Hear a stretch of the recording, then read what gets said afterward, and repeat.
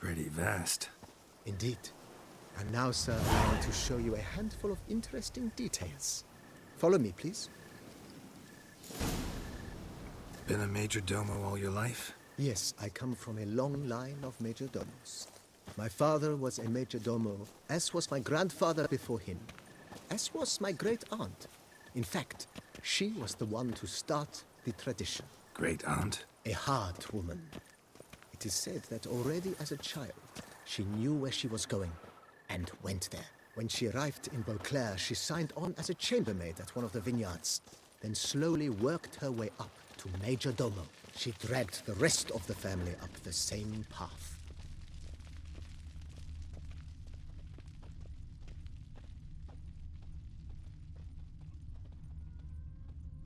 The servants' quarters.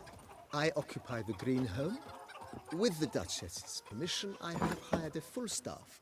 Their salaries to be paid from the ducal treasury. Nice of her. Not the most sightly part of the estate, I admit. But I think it's worthwhile for you as master of the domain to know where the help stays.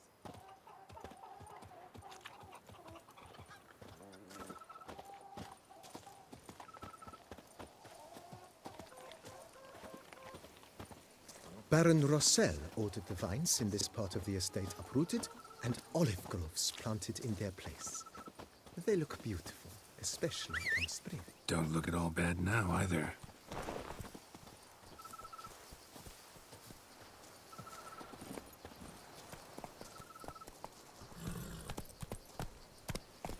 Down below lies your vineyard, where we grow a strain of Carfanere, one of the world's oldest.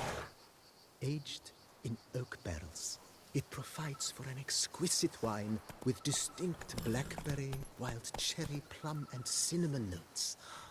Marvelous. Have to try it one of these days.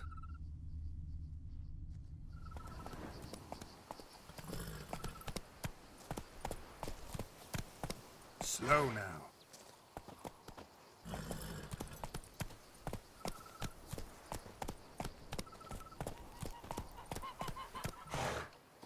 Nice well. Picturesque. Yes, though it ran dry long ago. During the raucous feasts Master Bolius held, he would order it filled with wine. There's a tale about a guest attending a Bolius ball for the first time and thus unaware of the custom. He had suffered great heartbreak and had decided to end his life by jumping into the well. The festivities were coming to a close, and the well was nearly empty when the suicidal guest finally jumped. Instead of killing himself, he merely broke his legs. To numb the pain, he drank the wine. Drank himself to death? Not at all. When found the next day, he had concluded he'd witnessed twin miracles. The water had been changed into wine, and he had survived. He retired to a monastery in the Dragon Mountains and began preaching the wisdoms of Lebioda.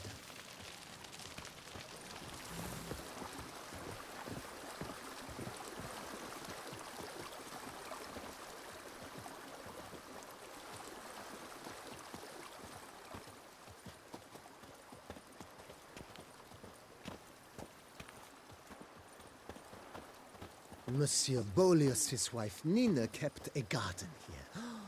A supremely lovely place it was. Bit neglected now. I agree. Yet nothing stands in the way of restoring it to its former glory, and once again planting it with herbs and other vegetation.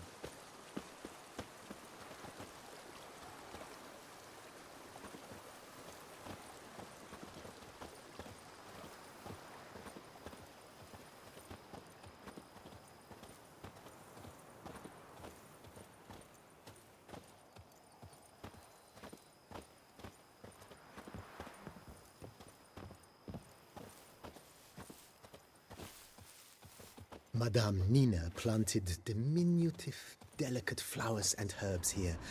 One might say their aroma still hangs in the air. You're quite the romantic, Barnabas Basil.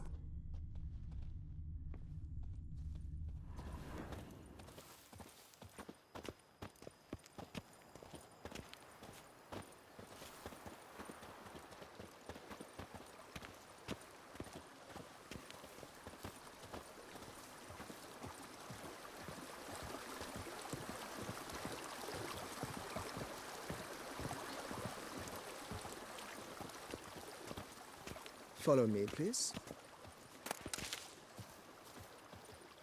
This served as an additional wine cellar in years of plentiful harvests. Bit of work and it'll make a fine stable for Roach.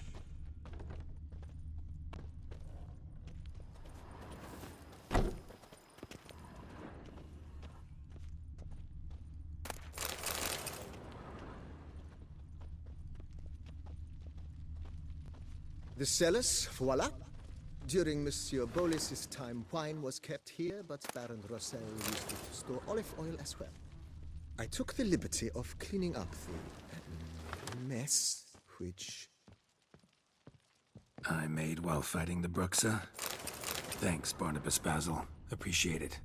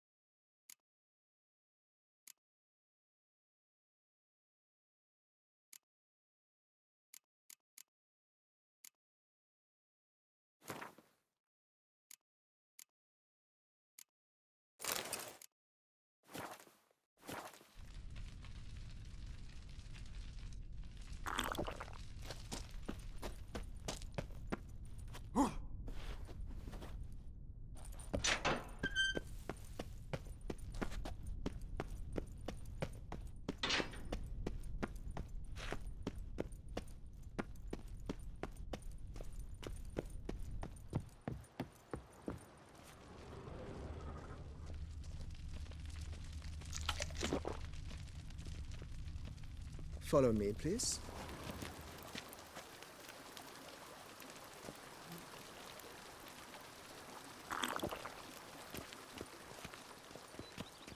As you can see, the facade is, how to put it, slightly stained. But one cannot deny it, a certain subtle southern charm. True, though it could use a bit of subtle paint.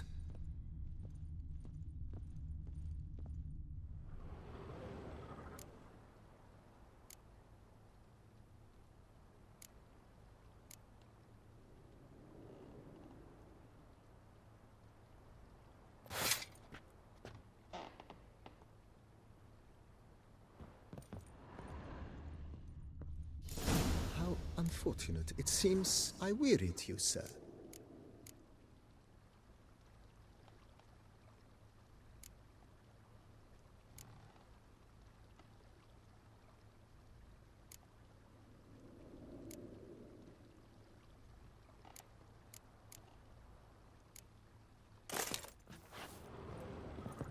Time has not been kind to Corvo Bianco, but a bit of remodeling should do wonders. If